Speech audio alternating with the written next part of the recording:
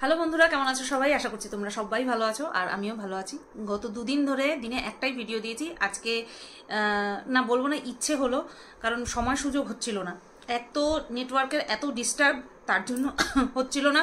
তারপরে কখনো বাড়ির থেকে মারুদের বাড়ি, কখনো মারুদের বাড়ির থেকে আমাদের বাড়ি, এই তামঝাম করতে করতে দিনে দুটো ভিডিও দেওয়া হচ্ছিল না।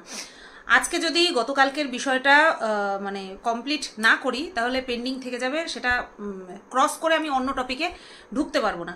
তো ভাবলাম যে চলো আজকে একটু কষ্ট করে দুটো ভিডিও দিয়ে পেন্ডিং কাজগুলো সেরে ফেলি।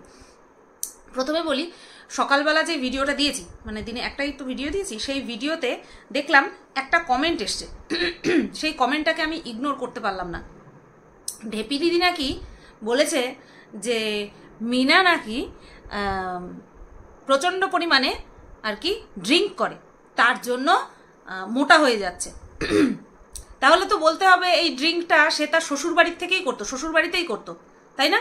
কারণ আমরা দেখেছি শ্বশুরবাড়িতে মিনা রোগা হওয়ার জন্য হার্বাল প্রোডাক্ট খেত, তার সাথে এক্সারসাইজ করতো, তারপরে ওয়েট অনেকটা লুজ করেছিল, তারপরে আবারও মোটা হয়ে গেছিল, তাই না? তাহলে তো ড্রিঙ্ক তো শ্বশুরবাড়িতে বসেই করতো। বলদা মহিলা বলো বা গাধি বলো, এমনি এমনি ওকে ডাকা হয় না। তো ও ওই ধরনের কথা বলবেই। এর আগে কিমা একটা কথা বলেছিল যে অতিরিক্ত পরিমাণে কন্ট্রাসেপটিভ না কি বলে না, প্রোটেকশন নেয়, যে সেই পিল খেতে খেতে নাকি মিনা মোটা হয়ে গেছিল। এই কথাগুলো যারা বলে তারা নিজেই এক একটা ধুমসিমার্কা চেহারা। তাহলে তাদের ক্ষেত্রে কোনটা প্রযোজ্য? ঢেপি দিদি তাহলে মদ খেয়ে মোটা হয়েছে, ড্রিঙ্ক করে মোটা হয়েছে? আর কিমার কথা এখন ছাড়ো, কিমা দিদিকে আমি এখন খুব ভালোবাসি। ইস, লজ্জা করছে। ভালোবাসার কথা বললেই কিমার ওই ডায়লগটা মনে পড়ে, কিমা গেট ওয়েল সুন, ভালো একটা ডাক্তার দেখা, কোলেস্টেরল বাড়লো কিনা দেখ, চোখের পাতা বন্ধ হয়ে আসছে, লাইফ করতে করতে অসুস্থ হয়ে যাচ্ছে, মানে সপ্তাহে একদিন ও অসুস্থ থাকছে, সেটা কিন্তু আমাদের কাছে চলে আসছে। ভালো একটা ডাক্তার দেখা, ঠিক আছে? নিজের ফুল বডি চেক আপ করা। বয়স হচ্ছে তো, এই সময়টা একটুখানি সাবধানে থাকতে হয়। এখনও মেয়েটা আইবুড়ো, সুতরাং নিজেকে দেখ। এই ভিডিওর তামঝাম তো চলছে, চলবেই, আমি জানি। মুখ বন্ধ রাখার জন্য অনেক আর কি কষ্ট করে থাকতে হচ্ছে। এখানে সবাই সবাই মুখ বন্ধ করে আছে মোটামুটি। নিজের জিভকে লাগাম দিয়ে রাখেনি, নিজের জিভটাকে মানে সংযত করে রেখেছে, যে এই বললে পরেই হয়তো একটা উল্টোপাল্টা কিছু হয়ে যাবে, বললে পরেই একটা উল্টোপাল্টা কিছু হয়ে যাবে, এইরকম পরিস্থিতি চলছে। এইবার যেটা বললাম, ভালো একটা ডাক্তার দেখা, হেলাফালা করিস না। এবার চলে আসি এই যে লাগাম টানার কথায়। ঢেঁড়সের আজকের ভিডিওটা দেখলাম, গতকালকে যে ভিডিওটা করেছে, সেখানে দেখো যে না মানে ভালো পথে চলতে চায় বা ভালো কথা বলা শুরু করেছে, তাকে অ্যাপ্রিসিয়েট না করে পারা যায় না। আমরা ভুল প্রত্যেকে করেছি। আমরা একটা সময় এমন কথা বলেছি, এমন ভিডিও করেছি না, চালিয়ে শুনতে পারবো না। সত্যি বলছি, নিজেরা নিজেদের ভিডিও চালিয়ে শুনলে পরে কান থেকে রক্ত বের হবে, এরকম টাইপের অঙ্গভঙ্গি, এরকম টাইপের ল্যাঙ্গুয়েজ আমরা ইউজ করেছি। তো সেখান থেকে দাঁড়িয়ে আজকে আমরা সবাই একটা পরিণত মানে বয়সের সঙ্গে সঙ্গে জিভটাকেও কন্ট্রোল করে কথা বলছি। তো সেখানে যদি অ্যাপ্রিসিয়েট করি আর তার জন্য যদি আমাদেরকে টার্গেট করা হয়, তাহলে তো কিচ্ছুই বলা যাবে না। তো দেখলাম ঢেঁড়স নিজের যে দায়বদ্ধতা, সেখান থেকে দাঁড়িয়ে একটা খুব সুন্দর কথা বলেছে, যে আমি যেটা বলছি, আমি যা ভিডিওতে বলছি, সেটা বলার কলিজা কারণ নেই। না ঢেঁড়স, তুই ভুল, তুই যেটা বলছিস সেটা বহু আগে আমি বলেছি। হ্যাঁ, স্ট্যাম্পটা তুই বসাচ্ছিস, তোর কথাটা মানুষে বেশি বিশ্বাস করছে। কেন বলতো? কারণ ওই তোর কাছে কোনো না কোনো মারফত প্রুফ চলে যাবে, আর সেই প্রুফটা তুই নির্ভয়ে দেখাতে পারবি, কারণ তোর উপরে কোনো স্টেপ নেওয়া হবে না, যেহেতু তুই ভিন দেশে বাস করিস। এটাই হচ্ছে ফারাক। কলিজা ভাই সবার আছে রে, কলিজা সবার আছে। আমরা যেটা অনুমান করছি, আমরা যেটা দেখতে পাচ্ছি, সেটা থেকে অনুমান করছি। আমরা বলতে পারবো না কার বাপের সাথ দিয়ে আমাদেরকে আটকায়। এই যে আউফাউ জিনিস হচ্ছে, এর জন্য বেকার হ্যারাস কে হতে চায়, বেকার পয়সা নষ্ট কে করতে চায়, আর এটাকেই মানে বলে না শিখণ্ডি করে আমাদের মুখটাকে আটকে দেওয়া হচ্ছে। বরনা কলিজা সবকে পাস হয়। তো ওটা বেশ ভালো লাগলো যে বললো যে আমি যেটা বলছি তার দায় অন্য ক্রিয়েটারদের উপরে কেন চাপানো হচ্ছে। ভালো লাগলো এটা শুনে। কমসে কম সাচ্চা জিগরা রাখে এটা বলার জন্য যে আমি যেটা করছি তার দায় একান্তই আমার। হ্যাঁ, সেদিন লাইভে ঢেঁড়সের সব কিছুর পরিবর্তে আমাকে দোষারোপ করা হচ্ছিল। আমাকে বলছে প্রুফ চাইতে, কেন আমি কেন প্রুফ চাইবো? তার উপরে দোষারোপ করা হচ্ছে বা দোষারোপ করা হচ্ছে বা না সত্যি কথা বলা হচ্ছে সেটা তো আর আমি জানি না। সে প্রুফ চাক, আমাকে মাঝখানে কেন? আশ্চর্য। তো যাই হোক, ভালো লাগলো বলেছে। এবার চলে যাই সোজা বেচুর ভিডিওতে। মেন পার্ট তো তোমরা জেনেই গেছো, ওটা নিয়ে না আমার খুব হাসি পাচ্ছিল শুনে। তো সেটা নিয়ে বলার আগে ভাবছিলাম এই গানটা করব, ও আকাশ সোনা সোনা এ মাটি সবুজ সবুজ।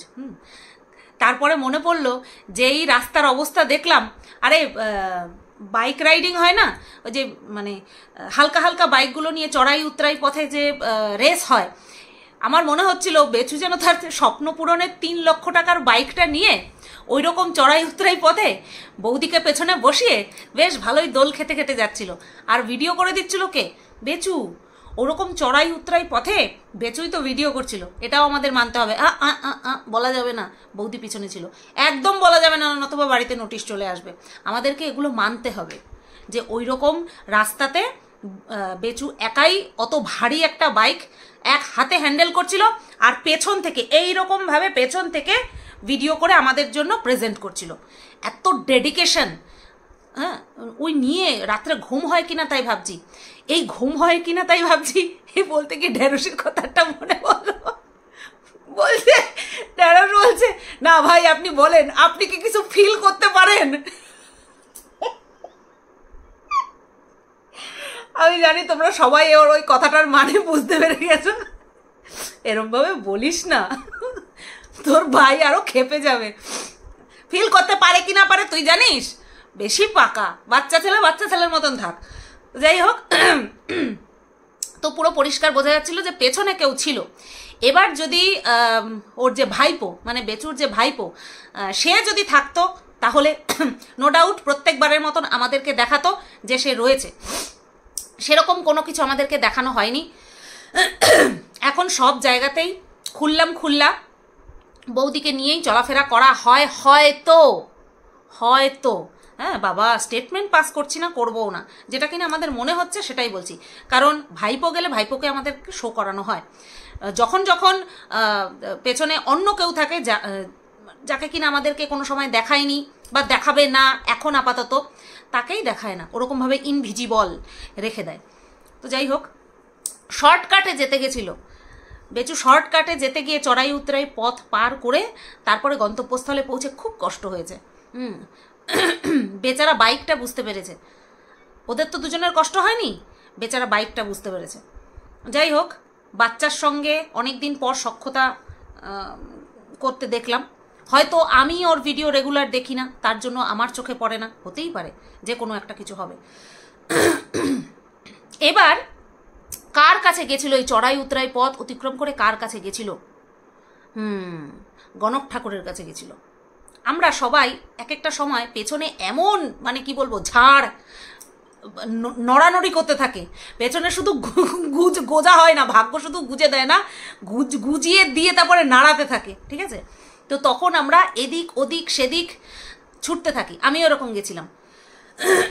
তো বেশ কিছুদিন আগে মিনাও গেছিল, গিয়ে বেশ সুন্দর সুন্দর দুটো আংটি গড়িয়েছে। আমার গণক ঠাকুর না আমাকে আংটি গড়াতে দেয়নি। যদি আংটি গড়াতে দিত কমসে কম একটা আংটি তো হতো, তাই না? তো এবার গণক ঠাকুরের কাছে গেছে। সেই গণক ঠাকুরের কাছে নাকি 2022 সালে মনে হয়, হ্যাঁ 2022 সালেও গেছিল না 23 সাল বলো, যাই হোক একটা মানে এই ঘটনা ঘটার আগে গেছিল। তখন একটা পেপার দরকার ছিল আমার, তখন যা যা বলেছিল এই পেপারের উপর এরকমভাবে টোক্কা মেরে সব ফলে গেছে। মানে আমি জানতাম আমার বউ পালাবে, মানে বেচু জানতো বেচুর বউ চলে যাবে, তারপরেও এই অবস্থা।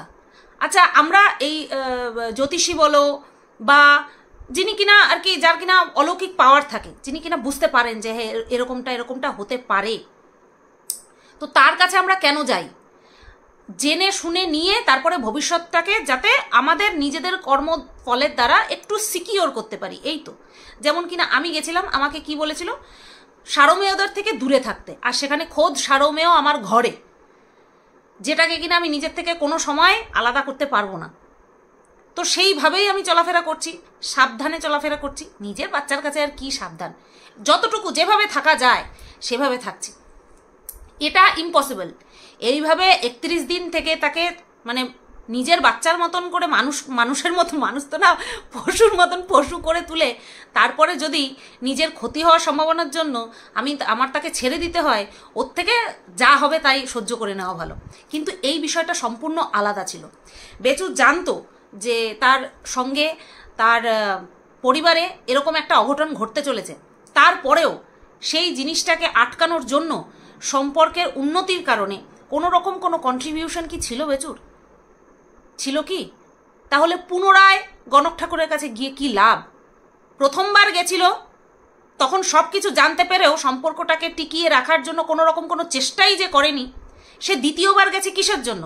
নাকি প্রথমবার যখন গেছিল অলরেডি জানতে পেরে গেছিল যে এই বউ তার টিকবে না, সেই সময় 4 হাত পা তুলে নাচছিল, সেটা জানার পরে পরিস্থিতিটাকে আরও বেশি জটিল করে তুলেছিল, যাতে করে মিনা চটজলদি সহ্য করতে না পেরে একটা ডিসিশন উল্টোপাল্টা নিয়ে ফেলে। অবহেলার পরিমাণটা হয়তো আরও বেশি বেড়ে গেছিল।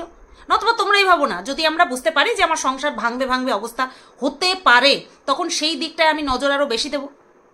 2% থাকলে সেখানে 20% দেবো, কথার কথা একটা বলছি। কিন্তু এখানে তো সেরকমটা কিছুই ছিল না। অফ ক্যামেরা যতটুকু জানতে পেরেছিলাম তাতে করে মিনা এটাই বলেছিল যে পান থেকে চুন খসলেই এই কথা নাকি মিনার শুনতে হতো যে চলে যা না, তুই তামারি করেই কথা বলতো, চলে যা না, ডিভোর্স দিয়ে দে, ছেড়ে চলে যা, এই টাইপের কথাগুলো বলতো। তাহলে এগুলো কেন বলতো? যেখানে সে জানতো যে সংসারে একটা মানে অঘটন ঘটতে পারে।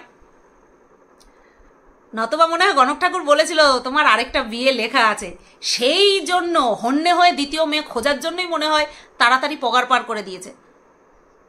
যার কথা বলছে অক্ষরে অক্ষরে ফলে গেছে, তার মানেটা কি? বেচু চেষ্টাই করেনি আটকে রাখার জন্য, উল্টে টাকা ট্রান্সফার করেছে। তো যাই হোক, এই টাকা ট্রান্সফারের কথা থেকেই নেক্সট টপিকে চলে আসি, যেটা কিনা ওর বেচুর ভিডিওর বিশাল বড় একটা ইম্পর্টেন্ট টপিক বলতে পারো। গতকালকের ভিডিওর, আজকের ভিডিও এখনো দেখিনি, আজকেরটা নিয়ে কালকে হবে ওখানে। সেটা হলো মিনার তরফ থেকে একটা মোটা অঙ্কের টাকা দাবি করা হয়েছে। অ্যান্ড অবভিয়াসলি এটা হচ্ছে ডিভোর্সের জন্য, সেটা পুরো পরিষ্কার। কারণ দুই পক্ষই অবৈধ সম্পর্ক আর কি ট্যাকেল করতে করতে হাঁপিয়ে গেছে। এই সিসিআইডি বাহিনী বলো বা আমরা কন্ট্রোভার্সি ক্রিয়েটাররা বলো, আমরা তো জিনা হারাম করে রেখে দিয়েছি। এই এখানে টি শার্ট ঝুলছে, ওই ওখানে মুখের উপরে ছেলেদের হাতছানি পাওয়া যাচ্ছে, মানে ছেলেদের হাতের ছায়া পাওয়া যাচ্ছে, এই বুলেট দেখা যাচ্ছে। আবার এদিকে বেচুর বাড়িতে হচ্ছে, বৌদি যেখানে যাচ্ছে বেচুও সেখানে যাচ্ছে, এই সব টাইপের বিষয় ঘটছে আর কি। এরা শান্তিতে একটুখানি সময়ও কাটাতে পারছে না। তো এর জন্য কোনটা জরুরি? ডিভোর্সটা জরুরি। হ্যাঁ, হয়ে যাক, ডিভোর্সটা হয়ে যাক, তাহলেই তো আসল খেলাটা জমবে। এরা ভাবছে ডিভোর্স হয়ে গেলে বিন্দাসভাবে যে যাকে চায় তাকে নিয়ে থাকতে পারবে। আসল খেলাটাই তো তখন শুরু হবে। কারণ সেকেন্ড যে পার্টনার দুজনেই বেছে নিয়েছে তারা কতটা ভালো তারপরে গিয়ে বোঝা যাবে। আর তখন আমাদের কন্টেন্টের অভাব হবে না। ঠিক আছে, বলো ঠিক বললাম কিনা? ওদিকে দীপ্তবাবুও কতটা ভালো বোঝা যাবে, এদিকে বৌদিমণিও কতটা ভালো সেটাও বোঝা যাবে। আর ওই যে একটা টাইটেল দেখলাম যে বেচুর ফ্যামিলি দুভাগে বিভক্ত হতে চলেছে, সেটাও কবে দেখবো? সেটাও তো দেখার জন্য ডিভোর্সটা তো চাই। ডিভোর্সটা যতক্ষণ না হচ্ছে, বৌদি বেচুর বাড়ির ছাদে ট্যাঙ্কির সামনে কমর দুলিয়ে দুলিয়ে নাচতে পারছে না, সিক্রেট রুমের ফুল ট্যুর দিতে পারছে না, রুম ট্যুরটা দিতে পারছে না। ডিভোর্স হওয়াটা অত্যন্ত জরুরি আমাদের জন্য, ওদের জন্য। তো এই ডিভোর্সের জন্য মিনার তরফ থেকে একটা মোটা অঙ্কের টাকা দাবি করা হয়েছে বলে বেচুর কথা আমাদেরকে জানালো। এবার বেচুর কাছে টাকা, বেচু বলছে দরকার নেই আমার ডিভোর্স দরকার নেই, টাকা যেই পরিমাণ চাওয়া হয়েছে সেটা আমি দেব না। এক তো গয়নাগাটি চুরি করে নিয়ে গেছে, এখনও সেই কথায় স্টিল রয়েছে বেচু। তো গয়নাগাটি নিয়ে গেছে, তারপরে এই মামলা ঠামলা করে প্রচুর পরিমাণে টাকা গেছে। তো তারপরে আবার এত মোটা অঙ্কের টাকা দিয়ে ডিভোর্স আমার চাই না। আচ্ছা, এই যে প্রথমে বলি গয়না চুরির কথা, যার প্রমাণ আজ পর্যন্ত বেচু আমাদেরকে দিতে পারেনি, কিন্তু মিনার অ্যাকাউন্ট থেকে যে 5 লক্ষ টাকা বেচু সরিয়েছে সেটা কিন্তু মিনা কিন্তু আমাদেরকে প্রুফ হিসেবে দিয়ে দিয়েছিল। 3-3বার ভিডিও ডিলিট করে দিয়েছে ইউটিউব থেকে গাইডলাইনের জন্য। তারপরে মামলার জন্য শুধুমাত্র বেচুর টাকা যায়নি, মিনারও টাকা গেছে, সমান পরিমাণে টাকা গেছে, তাই না? উল্টে বেচু নিজের দোষে একটা মামলা এক্সট্রা করে করতে গেছে, আবার সেটাকে উইথড্র করতে হয়েছে। মানে কত বেশি গাঢ় বুদ্ধি হলে পরে মানুষ ওর সঙ্গে এরকমভাবে খেলতে পারে। আর তো টাকা পয়সা সবারই গেছে, দুপাশ থেকে সবারই গেছে। এবার হচ্ছে টাকার বিনিময়ে ডিভোর্স দেবে না। কি দরকার ভাই ডিভোর্স দেওয়ার? দিব্য তো চলছে দুজনেরই দিব্য তো চলছে, তোর ফালতু ফালতু আর ডিভোর্স দেবে কিসের জন্য? আমি একটা কথা বলি শোনো, এই টাকার অঙ্ক বেচুকে মেটাতেও হবে, ডিভোর্সও দিতে হবে, এটা জাস্ট আমাদেরকে শোনালো। বেচুর ডিভোর্স না দিয়ে বেচুর উদ্ধার নেই। কারণ বৌদি ওদিক থেকে অবশ্যই চাপ দেবে যে ডিভোর্সটা দিয়ে দাও, কিছু করার নেই। নতবা বৌদিরও বয়স হয়ে যাচ্ছে, বেচুরও চুলে দাড়িতে পাক ধরেছে, চুলে পাক ধরেনি, দাড়িতে পাক ধরেছে, তো সবারই তো একটা সময় এগোমায় আছে না। তো বেচু বলছে আমার ছেলের ভবিষ্যতের কি হবে? জায়গা জমি বিক্রি করে আমি টাকা পয়সা না হয় দিলাম, কিন্তু আমার ছেলের ভবিষ্যতের কি হবে? সেই হ্যাশট্যাগ ছেলের ভবিষ্যৎ। দিদির সময়ও সেই ছেলের ভবিষ্যৎ, বউকে তাড়িয়ে দিয়েও সেই ছেলের ভবিষ্যৎ, এখন ডিভোর্সের জন্য টাকা দাবি করেছে সেখানেও হ্যাশট্যাগ ছেলের ভবিষ্যৎ। সব জায়গায় ছেলের ভবিষ্যৎ। তো দেখা যাক টাকার পরিমাণ মিটিয়ে ডিভোর্স দেয় কিনা, নতবা এরকমভাবেই চলবে, যেরকমভাবে চলছে সেরকমভাবেই চলবে। আর ওদিক থেকে পাশের দেশের ভাই, এই কথাটা বলাতে পাশের দেশের ভাইয়ের খুব ঝাঁজ জ্বলে গেছে। আর তারপরে ঢেপসি মেপসি, অ্যাটাকের পর অ্যাটাক। চলো এই ভিডিওটা এই পর্যন্তই রাখলাম। বেশ ভালো লাগছে, চারিদিকে দেখছি যা ভালো লাগছে। ডিভোর্স হওয়াটা মারাত্মক পরিমাণে জরুরি। আসল খেলা তখন শুরু হবে। আমি দীপ্তর খেলা দেখতে চাই না। দীপ্তর মিনাকে নিয়ে আমার কোনো হেডেকই নেই। আমার হেডেক ভাই বেচুর ফ্যামিলি নিয়ে। বৌদি আসলো, তারপরে আমাদের সামনে নতুন রূপে একদম নববধূ রূপে আসবে, তারপরে ঢ্যাঁড়সের মুখে জামাটা ঘষবে যে দেখ তুই আমার এই চুলটাও বেঁকাতে পারলি না। ঢ্যাঁড়স যে তখন কি করবে তাই ভাবছি। চলো যখন এটা তখন দেখা যাবে। এখনের মতন আপাতত রাখি। সবাই তোমরা ভালো থেকো, সুস্থ থেকো, টাটা।